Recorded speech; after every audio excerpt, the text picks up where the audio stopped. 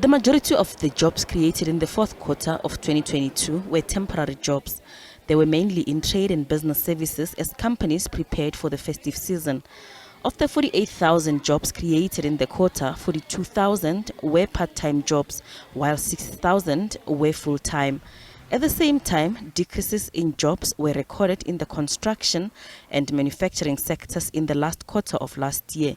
Total employment, however, decreased by 94,000 between December of 2021 and December of 2022. There is fundamental weakness in the South African economy, and I think that corporates are quite reluctant to hire on a more permanent basis, given the outlook for the SA economy and the likelihood that we are going to grind to a halt in economic terms this year.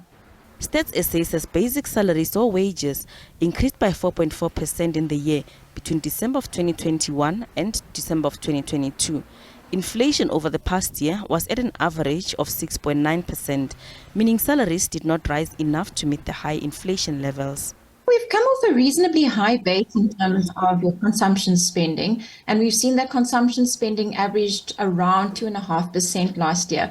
But as we've seen since the start of this year, there have been a number of mounting economic headwinds causing problems for the South African consumer base. And as a result, we think that consumer spending is going to slow quite significantly. Now, as you point out, the vulnerability of our workers in South Africa is reasonably low. Our own Momentum UNISA Consumer Vulnerability Index for the fourth quarter of last year suggested that consumers are feeling reasonably exposed. It's very difficult for them to save. It's quite difficult for them to budget in the constraints of high inflation, and it's also become increasingly difficult for them to pay down their debt levels. It's expected that the local economy will grow by less than 1% this year, spelling bad news for job creation.